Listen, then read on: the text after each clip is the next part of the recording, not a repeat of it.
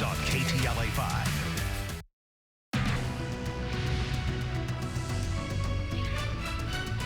Now at noon, a 17-year-old girl has died of a self-inflicted gunshot wound inside the lobby of the sheriff's station in the city of Industry. Thanks for joining us for the KTLA 5 News at noon. I'm Glenn Walker. And I'm Lou Parker. The teenager apparently got into some sort of altercation and then grabbed a deputy's gun. KTLA 5's Kimberly Chang is live in the city of Industry with the very latest. Kimberly? Hi, the Sheriff's Department Homicide Bureau is still investigating the circumstances surrounding this shooting death, including how the girl was able to get the gun away from deputies. Now, according to the Sheriff's Department, a juvenile girl came here to the City of Industry Sheriff's Station and knocked on the door. When deputies responded, they say she lunged into the lobby.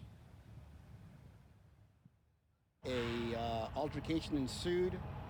It's alleged that the female reached toward the deputy's firearm.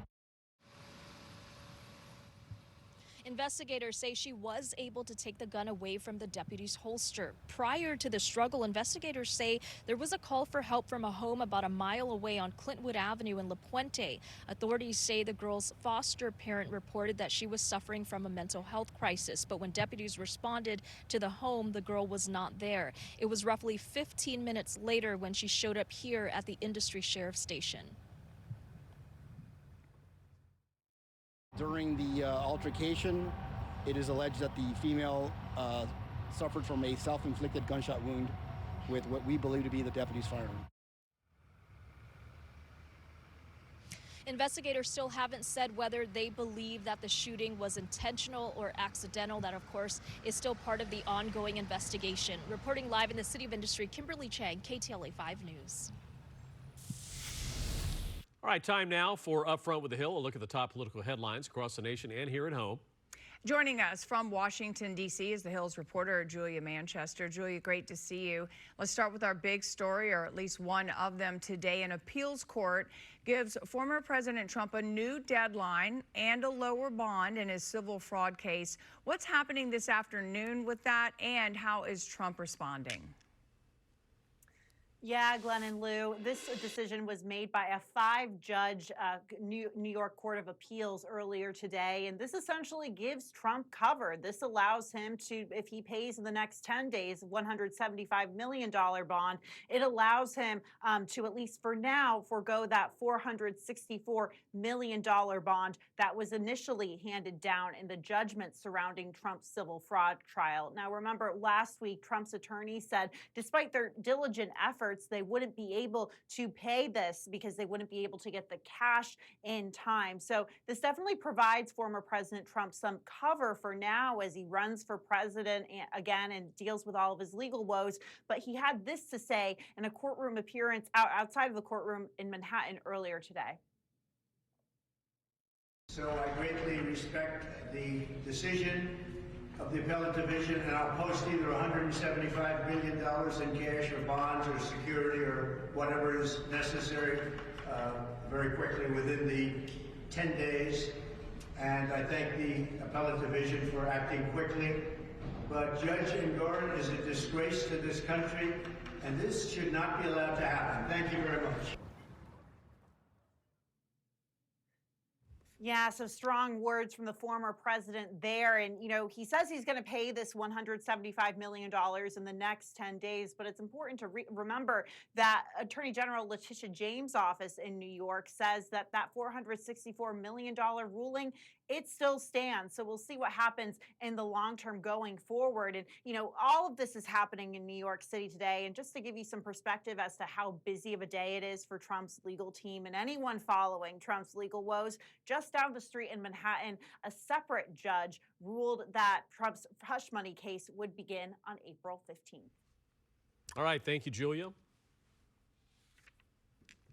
And Julia Manchester will be joining us on Thursday at her regular time. But in the meantime, you can follow her on Twitter and Instagram. And for the latest stories, you can catch more of the top political headlines at thehill.com. Turning now to developing news from Dodger Stadium. Shohei Ohtani is set to speak publicly for the first time about illegal gambling and theft allegations against his former interpreter. This comes after Major League Baseball has launched a formal investigation into the matter. KTLA 5's Lauren Lister is live at Dodger Stadium with the latest developments. Lauren? Glenn and Lou, Shohei Ohtani expected to address the media here at Dodger Stadium this afternoon. A lot of unanswered questions are swirling around all of this since the story broke last week. Shohei Ohtani revealing to the media he would be speaking out publicly before taking the field at the game yesterday. Designated hitter, representing the team, Shohei Ohtani. Ohtani playing in Sunday's opener of the three-game Freeway Series against the Los Angeles Angels after his longtime interpreter, Ippei Mizuhara, was fired by the Dodgers last week amid allegations he stole millions from Ohtani to place sports bets with a purported illegal bookmaker. Ohtani's attorneys told the LA Times they discovered that Shohei has been the victim of a massive theft and are turning the matter over to authorities. This all started with some media outlets learning Ohtani's name had surfaced in a federal investigation of an alleged illegal OC bookmaker. MLB Friday released a statement saying they have been gathering evidence since learning about the allegations and have begun their formal investigation into the matter. Questions also being raised now about Mizuhara's credentials as discrepancies in his public resume have emerged. For one, Mizuhara claims in his bio that he attended UC Riverside.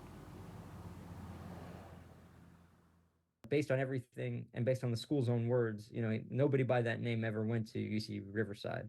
The other thing that doesn't line up is that Ippei listed himself as having been Hideki Okajima, a former Japanese pitcher, being his interpreter during spring training for the Yankees in 2012. The only issue with that is that Ippei Okajima was released before spring training ever started because he failed his physical.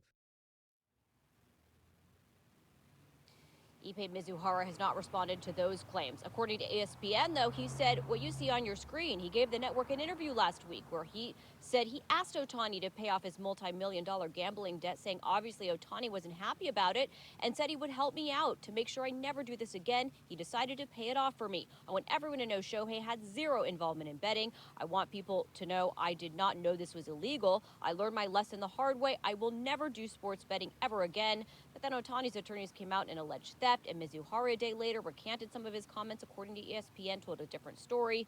Dodgers fans today reacting. I just like to focus on the positive side of the Dodgers and see them win. How did the interpreter get, I think he got the funds from Ohtani to pay off the note, so I hope he didn't bet on baseball.